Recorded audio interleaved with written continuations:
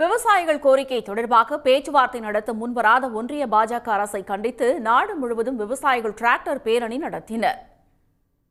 வேளாண் பொருட்களுக்கு குறைந்தபட்ச ஆதரவு விலையை சட்டப்பூர்வமாக்குவது உள்ளிட்ட 13 அம்ச கோரிக்கைகளை வலியுறுத்தி கடந்த ஆண்டு முதல் விவசாயிகள் போராட்டம் நடத்தி வருகின்றனர். இது தொடர்பாக பிரதமர் மோடி பேச்சுவார்த்தை நடத்த முன்வராத நிலையில் ஒன்றிய அரசை கண்டிக்கும் வகையில் குடியரசு தின நாளில் நாடு முழுவதும் டிராக்டர் பேரணிக்கு சம்யுக்த் கிசான் மோர்ச்சா விவசாய அமைப்பு அழைப்பு விடுத்தது.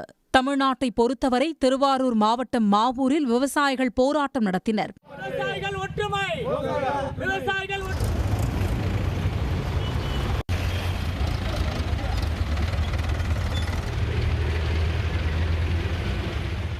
திருச்சி, சீர்காழி, பொள்ளாச்சி, ஆரணி உள்ளிட்ட பகுதிகளிலும் விவசாயிகள் டிராக்டர் பேரணியில் ஈடுபட்டனர். விவசாயிகள் கோரிக்கைகளை ஏற்காவிட்டால் நாடு தழுவிய அளவில் போராட்டம் நடத்துவோம் என அவர்கள் எச்சரித்தனர்.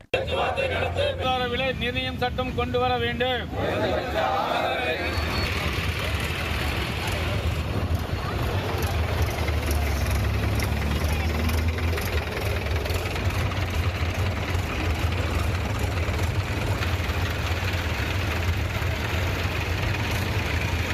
மனுஷனுக்கு என்ன தேவை? உண்ண உணவு, உடுக்க உடை, நடக்க பாதை, படிக்க பள்ளிக்கூடம். உண்ண உணவே அந்தரத்துல குடும்பம். விவசாயி ஒரு வருஷம் சாவடி பண்ணலாம், கஷ்டப்படலாம், 2 வருஷம் கஷ்டப்படலாம். அதுக்கு மேல கஷ்டப்படுறதுக்கு இவங்ககிட்ட ஒன்றும் கிடையாது. இந்த நிலைமையில சர்க்காரும் பாரபட்சமா இருக்கு.